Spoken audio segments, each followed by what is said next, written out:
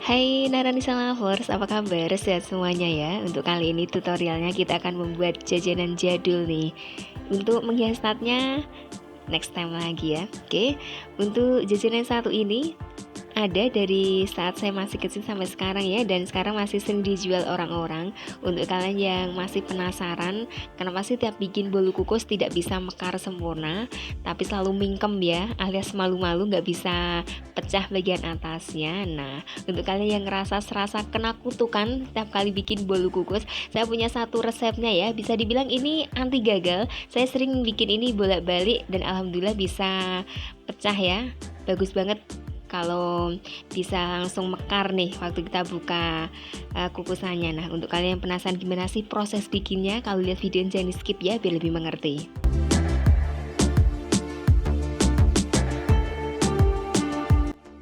Nah, ini adalah bahan-bahan yang harus kita persiapkan dalam membuat bolu kukus mekar. Ada 4 butir telur, usahakan kondisinya ini suhu ruang ya, jangan baru keluar dari kulkas. Kalau kondisi telurnya dingin nanti susah mengembang waktu kita mixer nih. Ada 500 gram gula pasir. Terus untuk takaran terigunya 500 gram yang protein sedang ya, saya biasanya pakai yang merek segitiga. Lalu ada 1 sendok makan susu bubuk. Oke. Lalu ada SP, untuk takarannya SP 1 sendok teh. Kalian bisa menggunakan ovalet atau TBM ya, sesuai yang kalian punya. Lalu untuk pewarnanya, karena saya ingin rasanya coklat sama pandan, saya pakai pasta. Kalau kalian tidak punya pasta, bisa menggunakan pewarna makanan biasa sesuai dengan selera ya, ingin dikasih warna apa. Dan untuk mengurangi bau amis, biasanya orang-orang itu nggak suka sama bolu kukus itu sendiri kan karena bau amis ya.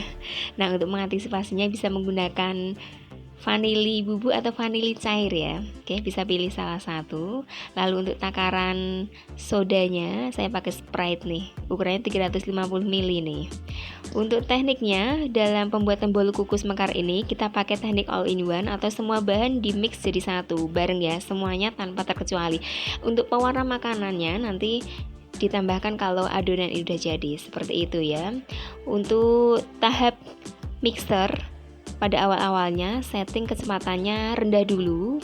Ini tujuannya agar terigunya tidak berterbangan waktu kita mulai memixer ya. Jadi pas awal-awal di setting rendah dulu kecepatannya.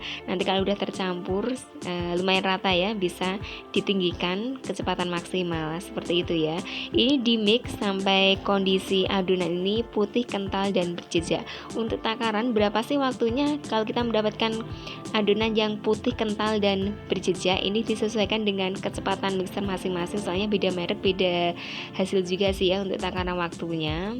Kalau saya kurang lebih sekitar 20 menit ya baru bisa mengembang. Oke. Nah, ini adalah contoh adonan yang sudah mengembang, tandanya seperti ini. Waktu kita menggerakkan garpu mixernya, ini ada jejak-jejak mixer yang kayak spiral ya, kayak ini nih. Kalau udah kondisi seperti ini, matikan saja mixernya, jangan sampai over mix ya, nanti adonannya turun kembali. Kalau udah cukup memixernya, kita mulai memberi pewarna ya di adonan ini. Saya bagi menjadi 2. Saya ambil sepertiga adonan, saya kasih warna coklat, dan yang paling banyak nanti dikasih warna hijau ya, atau dikasih pasta pandan. Saat kita mulai memberi warna, jangan lupa kukusannya dipanaskan. Jadi kalau kita sudah selesai menuangkan adonan ini di dalam cetakan, kondisi kukusannya udah panas ya. Jadi kita tinggal masukkan, efisiensi waktu. Nah, biasanya saya seperti itu nih. Untuk cupnya yang digunakan, kalau kalian menggunakan cup yang lumayan besar, yang besar-besar gitu ya, ini jadinya sekitar 25 sampai 30. Tapi kalau menggunakan cup kecil ini bisa sampai 60-an ya kemarin. Nah, berhubung saya punya cetakannya nggak begitu banyak, misalnya bagian yang besar paling cuma berapa sih, cuma 8. Terus cup yang tanggung punya banyak kalau cup yang tanggung ya. Jadi waktu bikin tutorial ini adonannya masuk di segala macam ukuran nih, mulai dari besar, kecil sama cupcake juga masuk nih.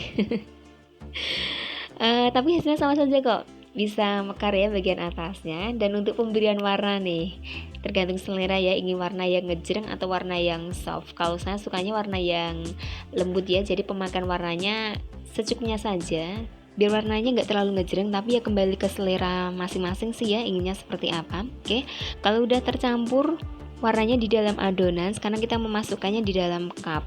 Ini paling bawah saya kasih hijau 2 sendok, terus ditimpa dengan warna coklat. Selang-seling ya, 1 sendok bergantian. Nanti hasilnya bisa kayak zebra nih, selang-seling. Oke, seperti itu. Jangan lupa waktu kita menuang adonannya, ini tingginya 3/4 dari tinggi cetakannya, jangan terlalu penuh. Nah, kalau udah selesai, jadinya seperti ini nih. Waktu kita mengukusnya pakai api yang paling besar ya, biar nanti panasnya maksimal. Kalau kalian menggunakan kelakat, untuk tutupnya tidak usah dialasi dengan kain atau serbet, otomatis nanti uap-uap airnya akan turun di samping-sampingnya ya. Tapi kalau kalian menggunakan pengukus biasa, jangan lupa tutupnya dialasi dengan kain agar nanti tetesan airnya tidak masuk di dalam adonan. Lamanya mengukus sekitar 25 menit dengan menggunakan api besar. Dimasukkan semuanya ya, dan setelah matang jadinya seperti ini nih. Mekar semuanya ya, hasilnya bisa maksimal, tidak ada yang mingkem sama sekali. Jadi untuk kalian yang ingin mencoba resep ini, insya Allah berhasil, anti gagal kalau kalian mengikuti step-stepnya dengan baik nih. Hasilnya lumayan banyak dengan modal 4 telur. Kalian bisa menggunakannya untuk ide jualan atau untuk hantaran pernikahan gitu ya. Kalau diajak tetangga iring-iring manten bisa nih dipraktekkan ya. Oke, kalau ingin mencobanya dulu untuk latihan dan dirasa resep ini terlalu banyak nih hasilnya ya, kalau untuk dimakan sendiri kayaknya jumlah segini nggak akan habis. Nah, kalian bisa membaginya menjadi 2 ya, jadi setiap takarannya ini dibagi menjadi separuh-separuh seperti itu ya. Jadi nanti hasilnya nggak terlalu banyak dan kalian juga bisa mencobanya. Bener gak sih resep ini anti gagal, seperti itu ya. Tapi kalau ada acara khusus atau ingin dimakan orang banyak, bisalah menggunakan resep ini secara utuh, seperti itu ya.